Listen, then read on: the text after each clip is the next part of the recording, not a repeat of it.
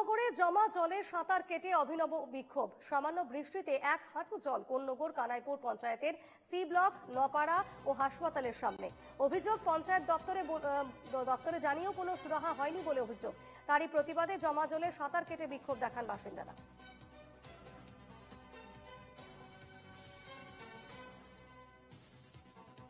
কথা বলে নেব, টেলিফোনে রয়েছেন প্রতিনিধি প্রসেনজিৎ ধর। প্রসেনজিৎ, একেবারে জমা জলে রীতিমতো সাঁতার কেটে বিক্ষোভ দেখাচ্ছেন বাসিন্দারা, কি জানা যাচ্ছে সে বিষয়ে? দেখো দীপর্ণা, কোন্নগর কানাইপুর মাতৃ মন্দির এলাকা, কোন্নগর কানাইপুর সি ব্লক এলাকা, কোন্নগর কানাইপুর উপস্বাস্থ্য কেন্দ্র ঠিক আশেপাশে প্রত্যেকটা জায়গাতে ঠিক এরকম ঘটনা ঘটে আছে যে এক হাঁটু করে জল, এবং প্রত্যেকটা বাড়িতে বাড়িতে জল বলা যেতে পারে। তার কারণ এখানকার বাসিন্দাদের অভিযোগ যে সামান্য বৃষ্টিতে পুরো ঘরে জল ঢুকে যাচ্ছে, এবং শুধু ঘরে জল ঢুকে যাচ্ছে না, সাপ ব্যাঙের উৎপাত শুরু হয়েছে, যেটা পঞ্চায়েত থেকে কোনো ব্যবস্থা নিচ্ছে না।